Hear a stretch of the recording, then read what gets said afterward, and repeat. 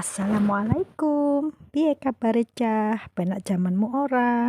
Aku ucapkan selamat datang bagi kalian yang baru bergabung dengan cerita horor misteri. Kali ini aku akan menceritakan kelanjutan dari Manusia Penunggu Jenazah. Dan jika kalian suka dengan channel hororku ini, silakan like dan share ya teman-teman. Terima kasih. Semoga kita semua selalu diberi kesehatan dan rezeki yang berlimpah oleh Allah Subhanahu wa Ta'ala. Amin, amin ya Robbal 'Alamin. Oke, langsung saja masuk ke ceritanya. Eng ing eng. Ia tidak percaya bayangan tadi hanyalah kosong semata. Ia yakin ia melihat bayangan Kisanca. Ia yakin mendengar suaranya pula. Kalau tidak, amarahnya tidak akan begitu meluap sehingga ia lupa diri. Selama ini, ia cukup berhati-hati menghindari pengaruh-pengaruh yang berasal dari luar kemampuannya. Tetapi kali ini hebat dia, diam-diam Kurdi memuja. Siang bolong bisa memperlihatkan diri, benar-benar penasaran arwah Kisanca. Jangan-jangan mayatnya pun ikut bangkit dari kubur, dan ia seret sepanjang perjalanan kemana ia pergi. Kalau tidak, mana mungkin ia muncul dalam wujud yang sempurna. Ilmu yang luar biasa, arwah yang muncul di siang bolong. Ia geleng-geleng kepala, hampir-hampir tidak yakin sekarang pada dirinya sendiri. Ia bayangkan mayat Kisanca bangkit dari kuburnya di pagi buta ini. Sementara kereta melaju, ia pusatkan jiwa semedi dengan mulut komat kamit membaca aji-aji mantra yang ia miliki, sambil tidak lupa memohon kepada arwah pemilik tengkorak kepala di rumah yang ia tinggalkan agar memberinya kekuatan dan petunjuk. Samar-samar di antara kabut yang menutupi kegelapan, di balik kelopak matanya yang mengatup, ia melihat gerakan dan suara. Gerakan tanah rekah dan batu-batu besar yang ia susun bergelinding jatuh dengan suara yang bising, sehingga tekak telinganya terasa sakit. Dari rekan tanah yang lubang di bawah mana tadinya semakin menebal, mata Kurdi perih. Ia berusaha bertahan, tetapi kabut itu mengeras seperti batu, sehingga kelopak matanya cepat-cepat ia pentang lebar-lebar. Ia melihat kudanya berhenti dengan dengus gelisah, seraya menelengkan kepala ke samping kiri. Perasaan tidak enak menyentuh ulu hati Kurdi. Kurdi sangat terkejut waktu menyadari apa yang menyebabkan kuda menjadi demikian gelisah. Ternyata anjingnya yang setia itu tengah tergeletak di pinggir jalan dengan kedua kaki belakangnya melejat-lejat liar. Sepasang matanya yang besar hampir-hampir terloncat keluar dari rongga menahan rasa sakit. Dari moncongnya keluar darah berwarna merah kehitam-hitaman di antara lendir yang berbusa.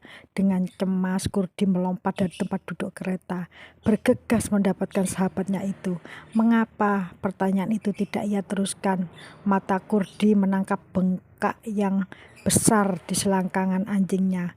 Ucapan kaget lepas dari mulut Kurdi. Wah, baru ku ingat, kau terkena sepak Kisanca tadi malam.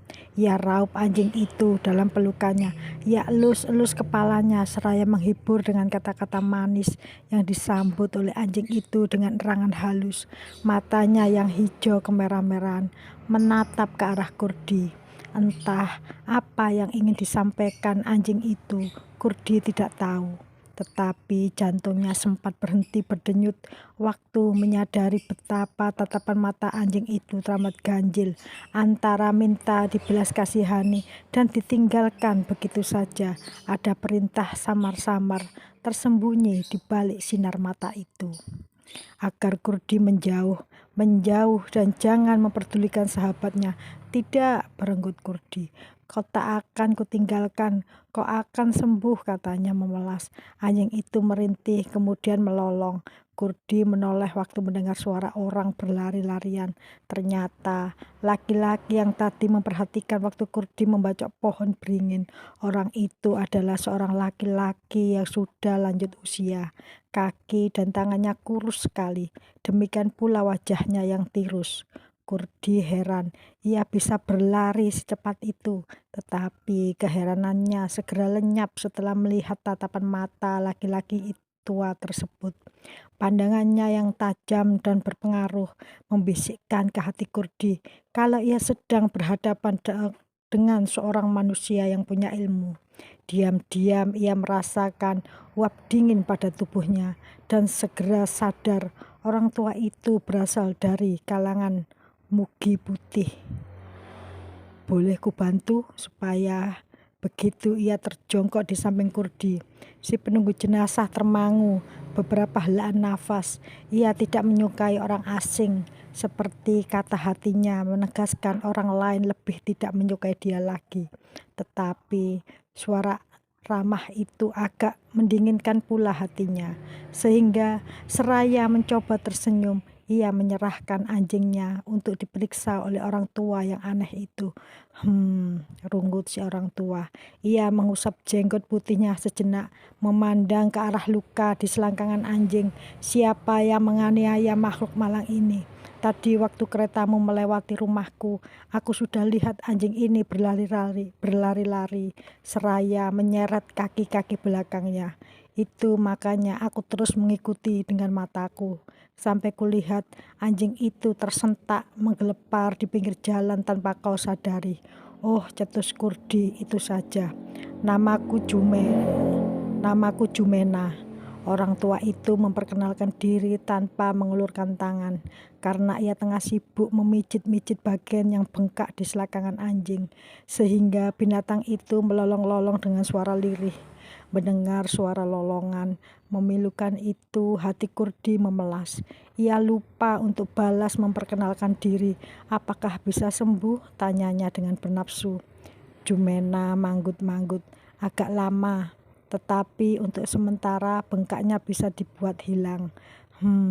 Yang memandang bagian ini tentu seseorang yang sangat kuat. Yang menendang bagian ini tentunya seseorang yang sangat kuat. Tulang selangkangan anjing ini patah. Namun, aduhai, anjing ini ternyata lebih kuat lagi. Anjing-anjing lain pasti sudah mati. Ia menoleh pada Kurdi. Mau keambilkan akar ilalang dan getah daun embacong? Tumbuh-tumbuhan yang diminta si tua Jumena itu banyak terdapat di pinggir jalan, sehingga dalam waktu beberapa detik Kurdi telah memperoleh dan memberikan segenggam akar ilalang dan beberapa helai daun embacang yang getahnya bertetesan. Kau rupanya enggak mau susah-susah memanjat, mau cepat-cepat saja, rungut Jumena seraya menerima benda-benda itu. Daun embacang itu sudah tua-tua. Kurdi mau berlari lagi ke batang embacang terdekat, tetapi orang tua itu keburu meneruskan.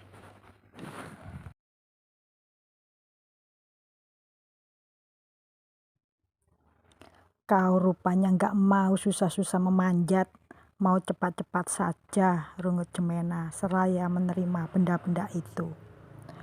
Daun embacang ini sudah tua-tua. Kurdi mau berlari lagi ke batang embacang terdekat, tetapi orang tua itu keburu meneruskan. Sudahlah, yang ini juga memadai.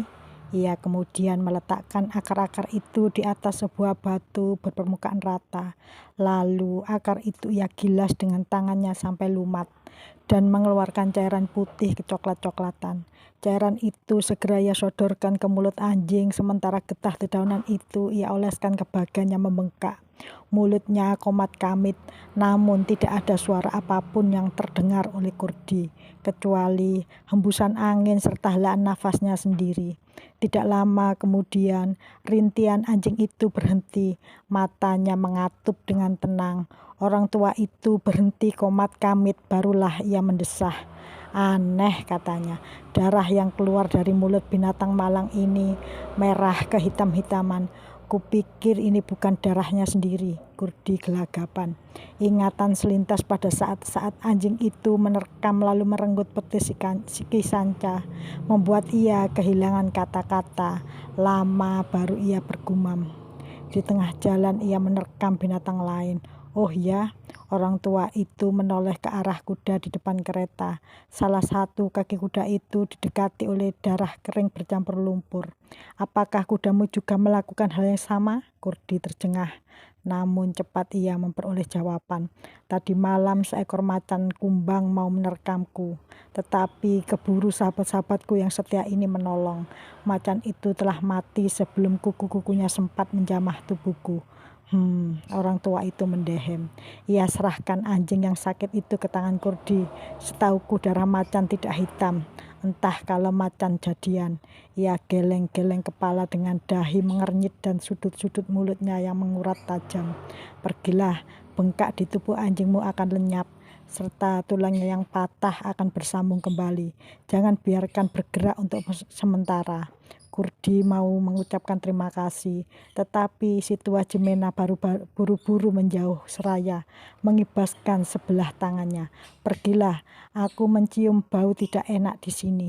Dan setelah kereta Kurdi menjauh, Jemena bersungut-sungut sendirian.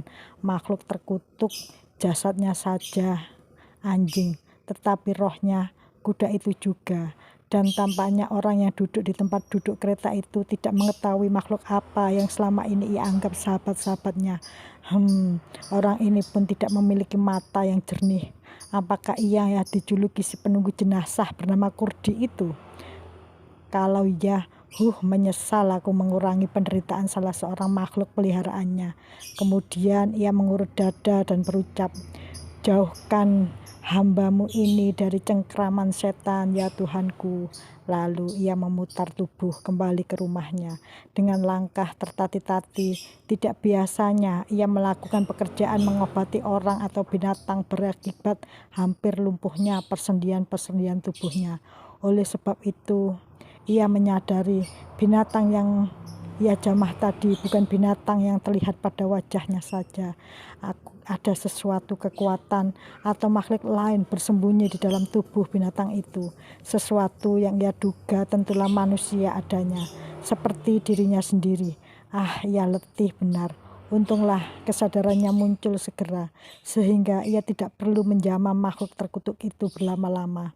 Makhluk itu telah ia lepaskan dari siksaan sakit, tetapi ia tak yakin apakah perbuatan itu perlu ia lakukan. Kurdi merasa berterima kasih sekali. Ia biarkan kereta berjalan dengan lambat agar goncangannya tidak menimbulkan rasa sakit kembali di tubuh anjing yang kini meringkuk diam-diam di sampingnya. Tampaknya anjing itu telah jatuh tertidur. Sekilas Kurdi memperhatikan moncong binatang kesayangannya. Benar, warna darah yang keluar dari mulut anjing itu agak kehitam-hitaman. Ia mencoba mempertajam matanya dengan memperhatikan darah kering di antara lumpur yang mengotori salah satu kaki depan kuda penarik kereta. Juga darah itu tentulah kehitam-hitaman, karena setelah mengering telah berubah warnanya seperti arang. Darah Kisanca, darah membusuk, sungutnya. Terngiang kembali sumpah Kisanca, darahku yang mengalir akan menjelmakan roh-roh. Darahnya yang mengalir, apa maksud Kisanca? Mereka tinggal menempuh satu desa lagi sebelum tiba di pinggir kota kecamatan di mana makam suami Nyi Ijah terletak. Ia telah menyuruh roh Nyi Ijah mencari makam itu, dan roh itu memastikan tempat di mana suaminya dikuburkan oleh sanak keluarga mereka, lengkap dengan petaknya. Beberapa dari petak itu serta pohon apa yang terdapat di dekat nisannya yang berbatu pualam putih, satu-satunya nisan berbatu pualam di pemakaman yang akan didatangi Kurdi. Mudah sekali mengenali makam itu, akan tetapi sekarang sudah keburu datang malam. Kalau saja anjingnya yang malang tidak terluka sehingga kereta harus berjalan lambat. Mudah-mudahan saja mayat Nyi Ijah tidak keburu membusuk. sungutnya. Tak lupa menoleh ke belakang. Tutup peti mati terletak rapat di tempatnya. Peti itu tidak bergerak-gerak. Alangkah damainya mayat itu berada di sana. Tetapi alangkah tersisanya roh dan jasad mayat itu nantinya. Begitu ia menemukan makam suaminya berbaring sejenak di sana untuk melampiaskan kerinduan yang lama terpendam, maka Nyi Ijah akan pergi lagi, pergi dalam bentuk yang lain. Bentuk yang seorang manusia pun tidak akan pernah menyukainya. Seburuk-buruknya kematian Kurdi, ia masih termasuk orang yang beruntung. Jasadnya akan mati dalam keadaan sempurna sebagai manusia, dan rohnya akan tetap roh seorang manusia pula. Sedang Nyi Ijah, roda kereta terantuk ke akar sebatang pohon. Kurdi agak terlonjak dan anjing yang meringkuk di sebelahnya terbangun. Pelan sahabatku, bujuk Kurdi seraya membungkuk dan mengelus-ngelus punggung kuda. Pergunakan matamu yang menakjubkan itu dalam gelap malam. Tak usah tergesa-gesa. Terlambat beberapa jam tak ada masalah. Kuda itu meringkik halus. Halus. Ia tajamkan telinganya. Bukan, kuda itu tidak meringkik tapi bersorak. Sorak kegembiraan yang tertahan, seolah-olah senang melihat munculnya rembulan yang retak-retak di antara gumpalan-gumpalan awan beranak. Bulan retak itu adalah pertanda tidak baik, pikir Kurdi. Tetapi Kurdi terkesiap. Kuda ini masih terus berlari perlahan-lahan menarik kereta. Tetapi kaki-kaki depannya tampak lebih pendek dan menekuk berlawanan. Dengan tekukan biasa, juga kedua kaki belakangnya menekuk di lutut ke arah depan.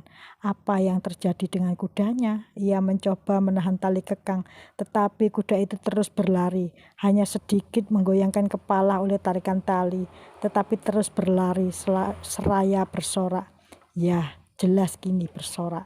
Senang dalam cahaya bulan, kulit kuda yang hitam legam berkilat-kilat itu perlahan-lahan mulai berubah warna, bahkan berubah bentuk. Tiba-tiba Kurdi menyadari bahwa yang menarik kereta bukanlah seekor binatang, melainkan sesosok tubuh lain. Tubuh manusia yang hancur mengeluarkan darah di sana-sini, memperlihatkan tulang belulangnya yang putih remuk sama sekali. Sekali kuda itu menoleh ke belakang menyeringai. Bukan seringai kuda, tetapi seringai seseorang manusia yang juga hancur wajahnya. Bukan pula wajah Kisanca, melainkan wajah seorang laki-laki yang belum pernah ia kenal. Laki-laki yang menyeringai liar dengan mata buas memandang Kurdi di tempat duduk kereta, serta kedua tangan dan kakinya bukan berlari, tetapi mencakar-cakar tanah, berusaha menahan berat beban yang dibawanya. Tanpa sengaja, Kurdi menyentuh anjing yang setahunya berbaring meringkuk di sebelahnya, tetapi tangannya menyentuh udara hampa yang dingin. Ia menoleh, terkesiap darahnya seketika. Di sampingnya duduk seorang tubuh yang juga sudah rusak di sana-sini.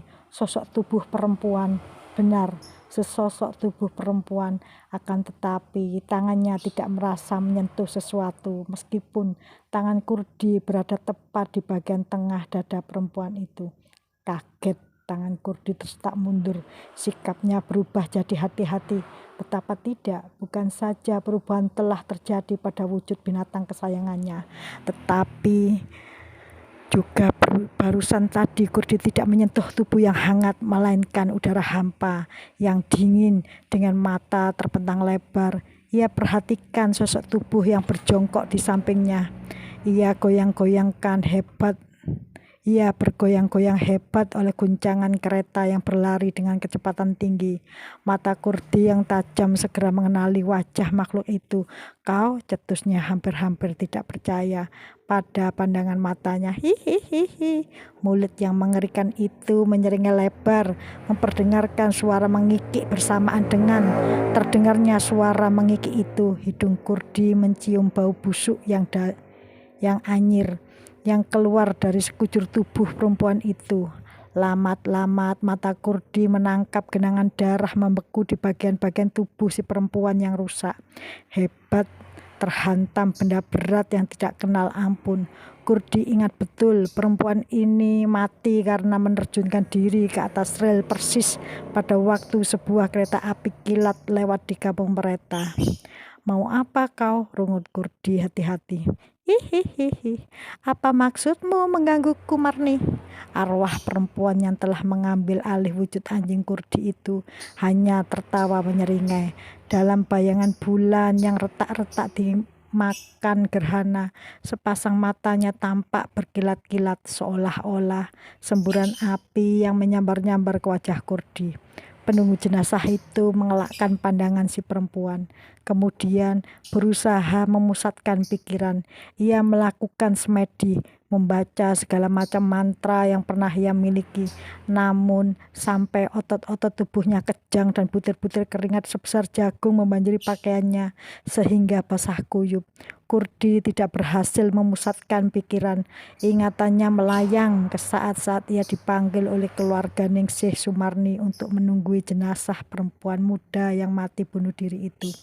Tidak bisa ia lepaskan sama sekali bayangan waktu mana ia menggeluti perempuan itu, membangkitkan si perempuan dari kuburnya, dan tidak pernah lagi ingatannya itu benar-benar mengganggu konsentrasinya. Lebih-lebih lagi, goncangan-goncangan kereta, derak-derak roda, serta berciutnya engsel-engsel ribut sekali. "Celaka," runtuknya dalam hati. Lantas, "Hia, berhenti, kau berhenti!" ia berseru lantang. Namun apa daya, makhluk aneh yang kini menarik kereta itu malah mempercepat larinya. Lari yang terombang-ambing di atas kedua kaki-kaki depannya lebih pendek dengan kedua kaki-kaki belakangnya itu. Kuda yang telah berganti wujud itu malah balas menoleh ke belakang, menyeringai ke arah Kurdi, kemudian tertawa membahana, sungguh tertawa membahana. Tidak lagi meringkik, Kurdi menjadi marah. "Setan," umpapnya, lalu menyambar pecut. Baru saja pecut itu akan ia derahkan ke punggung makhluk penarik kereta, terdengar suara mengerang liar. Lalu suara angin keras menyambar. Dalam sekejap pecut di tangan Kurdi telah lenyap. Yang tinggal hanyalah rasa kebas akibat rengutan yang sekonyong-konyong itu. Ia sampai terpekik lirih dan kemarahannya benar-benar telah naik sampai ke kepala. "Biadab," ia berteriak lantang, memecahkan kesepian malam di tengah rimba belantara. "Aku tahu kalian berada di bawah perintah." Lantas ia meludah ke kiri dan ke kanan berkali-kali sambil komat-kamit membaca mantra. Namun sekali kepalanya tertengadah ketika meludah itu dengan maksud mengusir bau busuk dari udara di atasnya. Matanya terpaut pada bulan yang retak-retak dan buruk itu. Ia tidak menyukai bulan dalam keadaan seperti itu. Pengaruh ilmunya jadi berkurang. Tak pelak lagi, Kurdi menarik tali kekang kuat-kuat seraya berdiri tegak di tempat duduk kereta. Ia pacakkan kuat-kuat kedua tumit kakinya dan mengerahkan segenap kekuatan-kekuatan otot-ototnya menarik ke belakang sehingga tubuhnya miring 45 derajat. Usahanya tidak membawa hasil. Diam-diam ia menyadari bahwa yang menarik kereta masih tetap kudanya, hanya wujudnya saja yang berubah, tetapi kebinatangan kuda itu telah dipengaruhi oleh suatu kekuatan yang dahsyat, kekuatan yang berada di luar pengaruh Kurdi, kekuatan dari alam basrah, kekuatan dari roh yang berilmu. Tak salah lagi, arwah Kisanca telah mempermainkan dirinya dengan mempergunakan arwah-arwah manusia yang pernah sakit hati pada Kurdi. Kisanca telah menjanjikannya lewat darah-darahnya. Kurdi tiba-tiba menyesal mengapa ia tidak membersihkan darah Kisanca dari moncong anjing serta kuku-kuku kudanya. Tenaga Kurdi kian lama kian melemah. Dalam keadaan demikian, makhluk yang dari tadi tetap terjongkok di sampingnya bergerak untuk kedua kalinya. Salah sebuah tangan makhluk itu, Kurdi tak tahu apakah itu anjing atau manusia, terangkat ke arah tali-tali kekang, menjepitnya dengan jari-jari serta kuku-kukunya, kemudian mendekatkannya ke arah gigi taring. Lantas terencah-rencah tali kekang makhluk itu. Tahu-tahu saja salah satu dari tali itu telah putus Segenap kekuatan Kurdi kini berbalik total melawan kemauannya. Ia terhumbalang ke belakang, menimpa peti mati di atas bak kereta, terlontar ke samping, jatuh di atas jalanan yang untungnya hanyalah tanah. Akan tetapi tanah itu keras dan di beberapa tempat dihujani batu-batu. Tak pelak lagi, Kurdi terhempas-hempas di jalan, sementara tangannya yang memegang seutas tali lain berputar-putar sehingga tali itu membelit lengannya. Ia tidak bisa melepaskannya sama sekali dan hanya mampu untuk berusaha agar tubuhnya tidak sampai hancur terseret. Ia tumpukan kekuatan pada ujung-ujung jari kakinya, satu-satunya bagian tubuhnya yang tidak mungkin ia elakkan dari torehan tanah keras dan hantaman batu-batu. Lama-kelamaan, ia menyadari rasa sakit yang alang kepalang. Ia menggigit bibirnya keras-keras agar tidak sampai mengeluarkan jerit kesakitan. Dan tiba-tiba, siksaan yang dahsyat itu berakhir. Ia dengar ringkian kuda dan lolongan anjing yang sayup-sayup ke telinga. Ia coba menajamkan pandangan matanya, menembus kegelapan malam. Kereta itu berhenti tak jauh dari sebuah jalan besar beraspal serta rumah-rumah yang diterangi lampu listrik. Mereka telah tiba di pinggir kota kecamatan itu.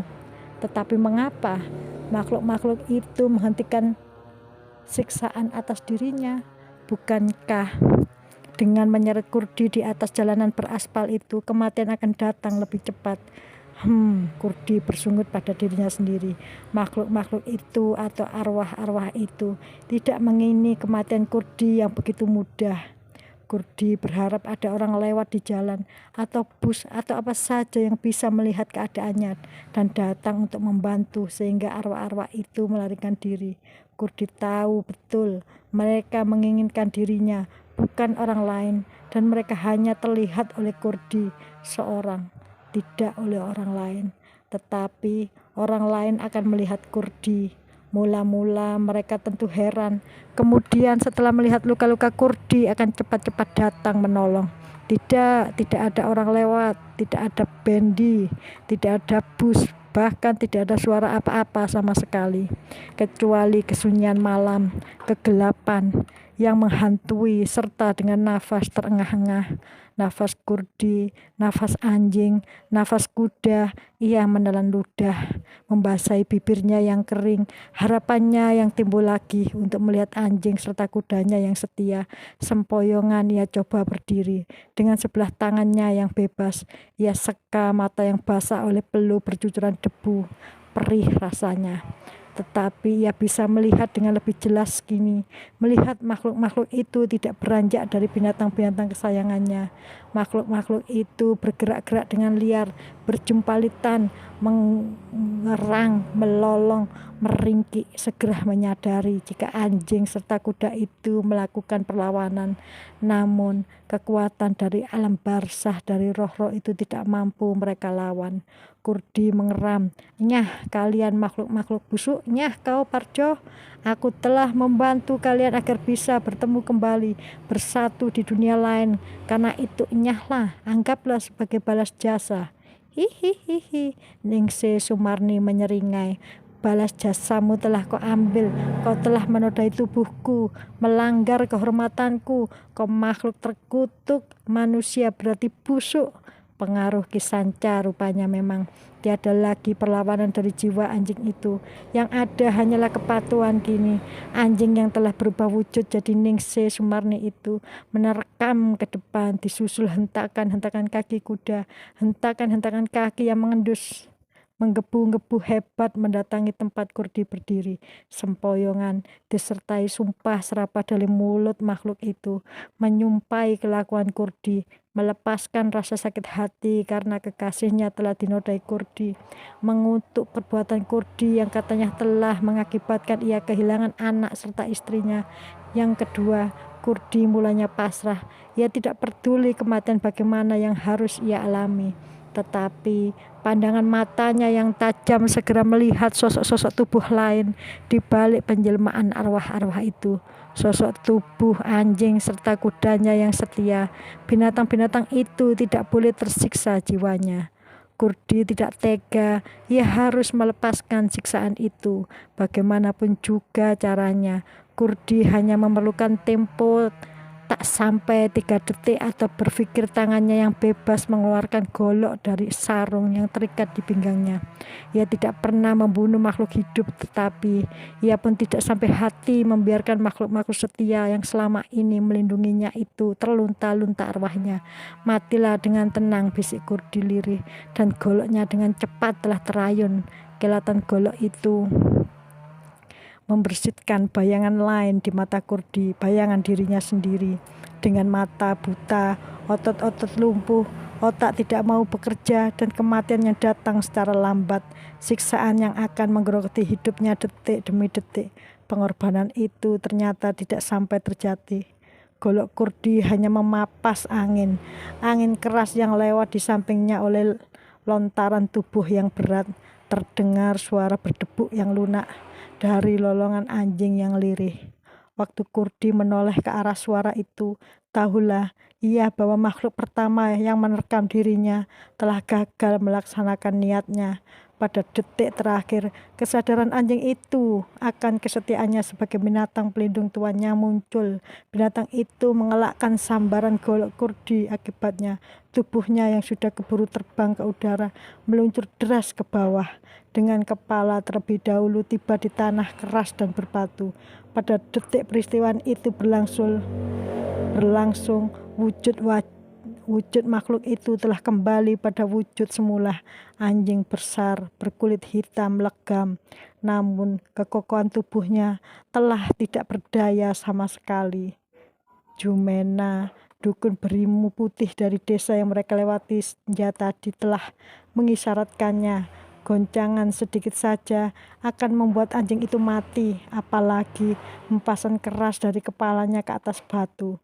Kurdi tersentak ke bak kereta dengan hati yang luluh. Ia sama sekali tidak memperhatikan bagaimana sosok tubuh lain yang jauh lebih besar serta lebih perkasa dari anjing itu melakukan tindakan ganjil pula. Retakan-retakan kaki keras menghempas di tanah. Wujud Parjo menghilang. Yang ada hanyalah wujud seekor kuda tinggi besar dengan tubuh yang kuat kokoh.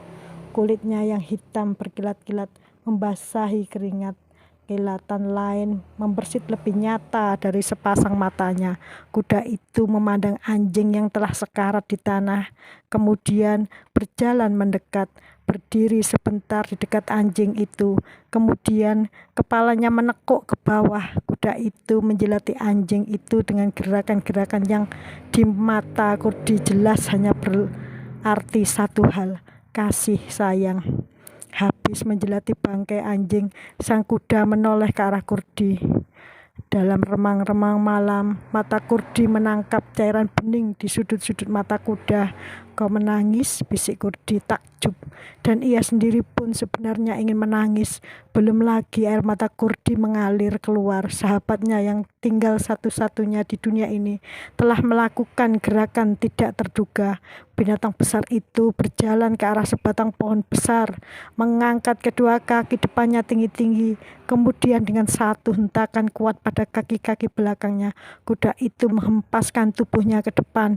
Kepalanya dengan dahsyat menendang batang pohon. Terdengar suara berderak.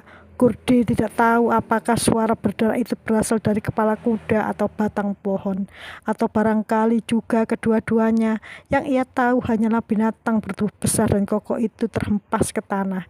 Keempat kaki-kakinya menyepak-nyepak dengan liar.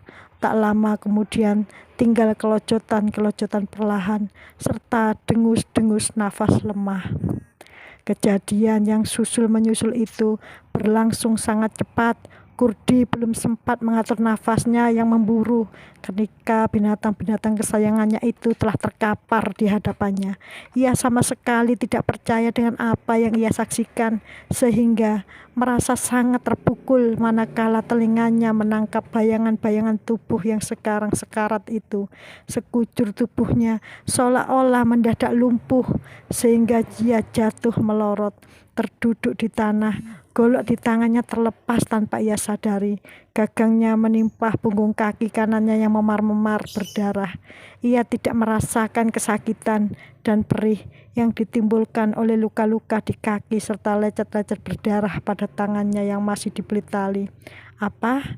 Apa yang kalian perbuat? Bisiknya lirih.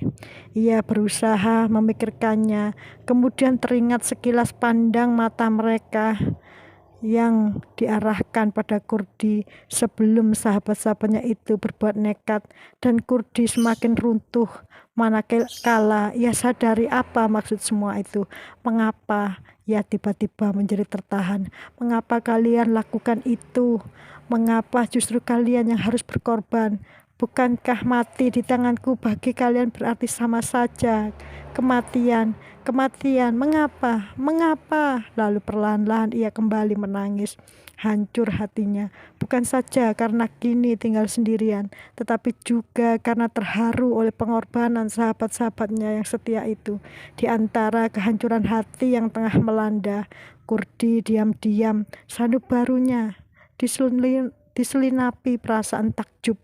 Binatang-binatang kesayangannya itu seakan-akan tahu apa akibatnya yang terjadi pada Kurdi apabila Kurdi melakukan sesuatu yang bisa mematikan, bahkan cuma melukai makhluk lain. Mereka seperti tahu, atau mereka memang tahu, itu sebabnya mereka menerjang Kisanca malam kemarin, dan kini nekat pula bunuh diri. Belum cukupkah lindungan yang kalian berikan padaku? Belum cukupkah? Keluhnya terbayang di matanya saat-saat di mana binatang-binatang itu selalu bertindak sebagai pelindung. Anjing itu pernah menggigit putus leher seekor ular sanca yang hampir saja mematuk Kurdi. Seekor macan tutul yang hampir saja menerkam Kurdi. Lumat kepalanya ditendang kudanya. Dulu ketika penduduk kampung Mira mengetahui gadis itu bercinta-cintaan dengan Kisanca, pernah beberapa orang pemuda mau mengeroyoknya, tetapi mereka lari serabutan begitu anjing dan kuda Kurdi menggeram-geram di dekat mereka. Anjing dan kuda itu pun selalu mengawasi dari kejauhan tatkala Kurdi dan Mira sedang memadu janji di tempat-tempat tersembunyi. Seakan-akan anjing dan kuda itu mengerti apa yang tengah melanda dada muda-mudi yang masih remaja itu, serta kenangan-kenangan manis itu terputus. Tiba-tiba sepasang mata Kurdi yang dari tadi terpaut ke tubuh binatang-binatang kesayangannya itu kini terbelalak lebar. Mata yang sudah terbias dengan kegelapan malam itu bergulat dengan batin Kurdi yang masih bimbang. Tidak, ia tidak bermimpi. Ia tidak tengah membayangkan pemandangan-pemandangan ganjil. Ia tidak percaya itu saja. Karena apa yang tengah berlangsung di hadapannya mungkin merupakan peristiwa aneh yang pernah ia saksikan seumur hidupnya. Ia sekali, dua mendengar, bahkan pernah menyaksikan proses manusia berubah menjadi binatang karena si manusia itu munjung atau pengabdi setan berwujud binatang. Tetapi kini yang ia lihat adalah sebaliknya. Anjing dan kuda, dua ekor binatang yang paling dekat dengannya selama ini, pelan-pelan tetapi pasti berubah wujud seorang perempuan, sementara kuda jadi wujud seorang laki-laki.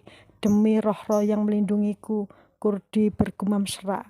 Apa artinya semua ini? Laki-laki yang berasal dari wujud kuda rupanya mendengar erangan Kurdi. Ia mengangkat kepalanya perlahan, kepala yang rusak berat karena dihantam pohon. Darah mengalir di sana-sini. Kurdi tidak mengenali laki-laki itu. Biarpun wajahnya misalnya utuh, Kurdi yakin ia juga tidak akan mengenalinya. Dengan terheran-heran, ia mendengar suara patah-patah. Kurdi, kami adalah moyangmu. Itulah artinya. Kurdi jadi tegang. Ia pandangi laki-laki yang sedang sekarat itu. Moyangku, kalian berdua? Matanya kemudian berpindah ke tubuh si perempuan, juga rusak wajahnya terhantam batu. Tiada gerakan dari perempuan itu, tiada sama sekali. Kurdi menajamkan pandangannya, mempergunakan seluruh kekuatan batinnya. Kemudian ia menyadari mengapa si perempuan kini tidak lagi memperlihatkan tanda-tanda hidup. Kepalanya pecah, di bagian belakang ada bercak-bercak putih. Moyangku, Kurdi mendengus. Segenap kekuatan kemudian kembali pada dirinya. Ia bangkit dan bermaksud mendapatkan kedua orang yang mengaku moyangnya itu.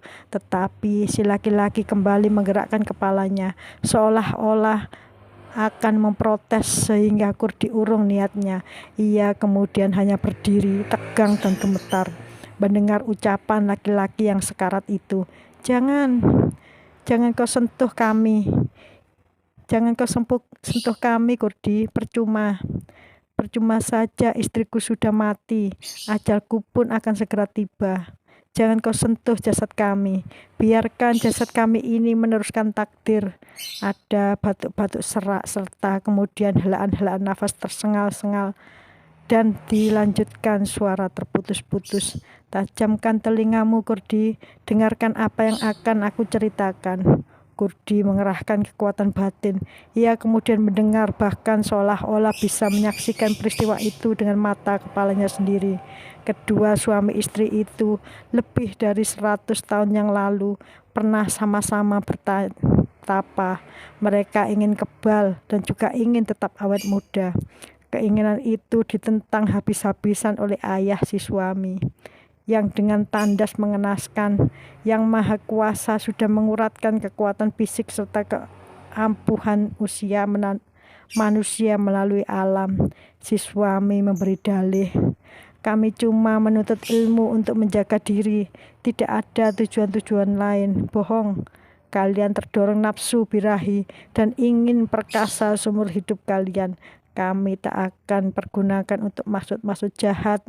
Ayah, hanya untuk kelanjutan hidup kami berdua saja. Kami berjanji. Karena mereka bersikeras juga. Akhirnya sang ayah tidak kuasa lagi menahan dengan lesu. Ia mengingatkan, baiklah, teruskanlah maksud kalian yang begitu tetap berbau busuk itu.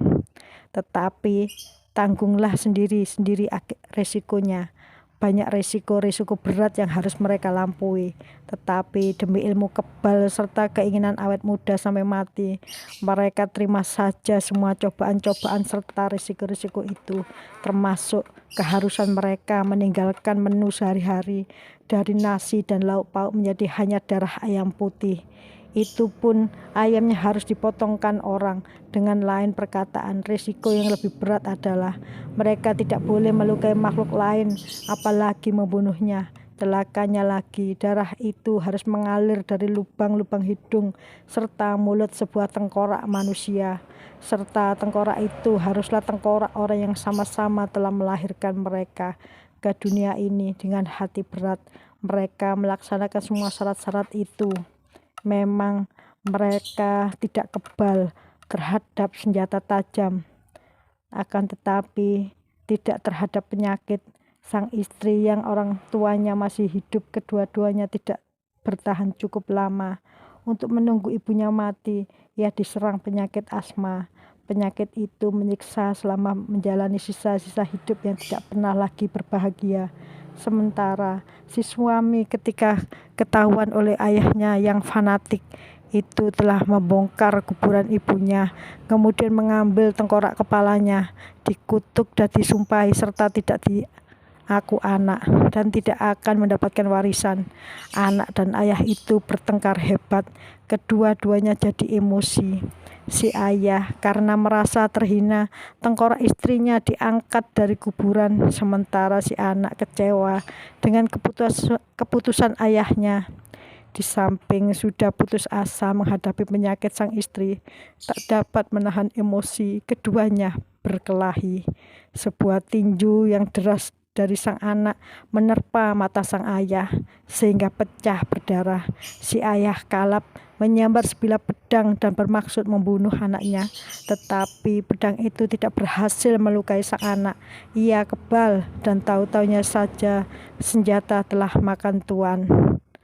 Oke teman-teman, sampai di sini dulu cerita kisahku manusia penunggu jenazah kali ini.